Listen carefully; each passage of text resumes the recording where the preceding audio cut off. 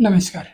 पशुपालक मित्रांनो, आमच्या डॉक्टर वेट नॉलेज या यूट्यूब चॅनलमध्ये स्वागत आहे.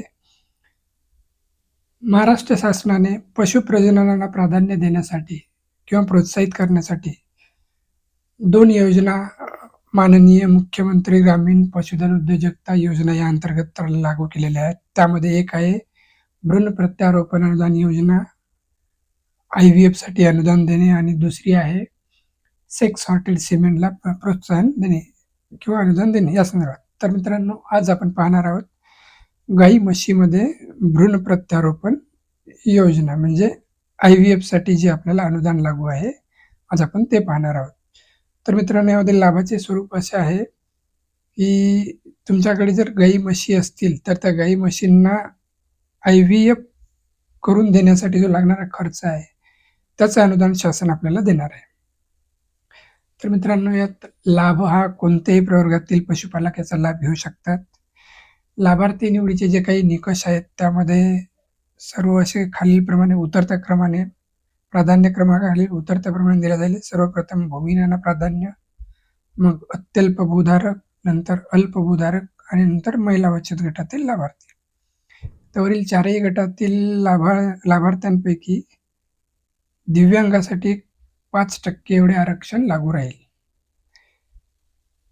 तर याची पात्रता काय मित्रांनो, तर तुमच्याकडे जे पशुधन आहे त्याची नोंद ही भारत पशुधन पोर्टल म्हणजे NDLM या ॲपवर त्याची नोंद होणे गरजेची आहे.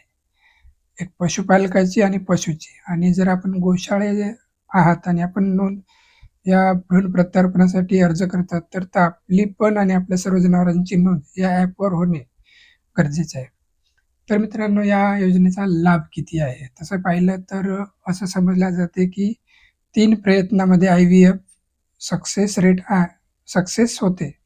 तर त्यानुसार जर गृहीत धरायचं झालं तर एका IVFला ₹8,000 एवढे अनुदान आहे.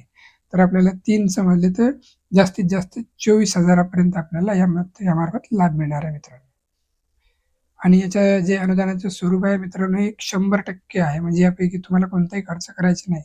परंतु त्यात एक अशी अट आहे की जे भ्रूण प्रत्यारोपणासाठी जो सेवा शुल्क आहे तो मात्र आपल्याला शेतकऱ्याला द्यावा लागेल. यासाठी आवश्यक कागदपत्रे काय आहेत मित्रांनो, तर तुमच्याकडे गाय म्हैस असल्याचे तुमच्या नजीकच्या किंवा जवळच्या पशुवैद्यकीय अधिकारी याचे एक प्रमाणपत्र लागणार आहे. गोसेवा आयोगाकडे तुमची नोंद असल्याचे प्रमाणपत्र लागणार आहे जर आपण गोशाळा असाल तर. जर अपंगातून आपण अर्ज केला असेल तर आपली UDID सर्टिफिकेट लागेल. बचत गटाचे सभासद असाल तर आपले सभासद सदस्यत्व प्रमाणपत्र लागेल.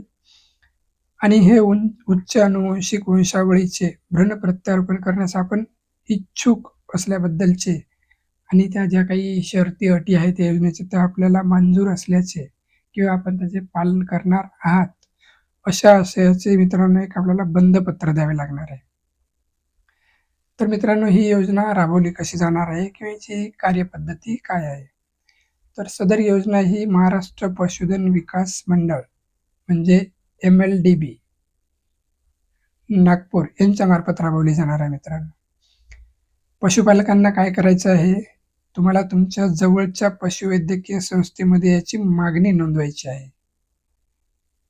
आणि यासाठी लागणाऱ्या ज्या सर्व काही तपासण्या वगैरे आहेत ते तुमच्या नजीकच्या संस्थेमध्ये केल्या जातील.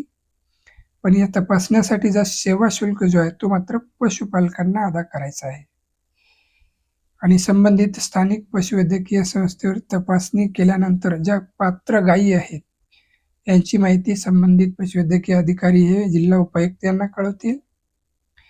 संबंधित जिल्ह्याचे जिल्हा उपायुक्त हा जो 100% अनुदानाचा हिस्सा आहे तो MLDBकडे वर्ग करतील. ही DPCची योजना असल्याने मित्रांनो, हा DPCतून हा फंड MLDBकडे दिला जाईल.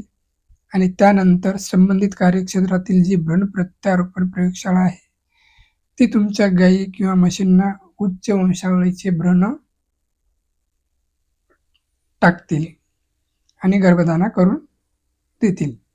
आणि सदर योजनेमध्ये मित्रांनो, जे पशुपालक असो किंवा गोशाळा असो यांना जास्तीत जास्त एका वर्षामध्ये 5 एवढ्याच गाई किंवा म्हशींना या योजनेचा लाभ घेता येईल.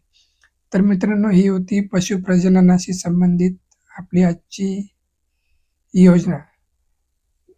तर मित्रांनो, अशाच नवीन योजनांसाठी सबस्क्राईब करा आमच्या डॉक्टर वेटनॉलॉजी या यूट्यूब चॅनलला.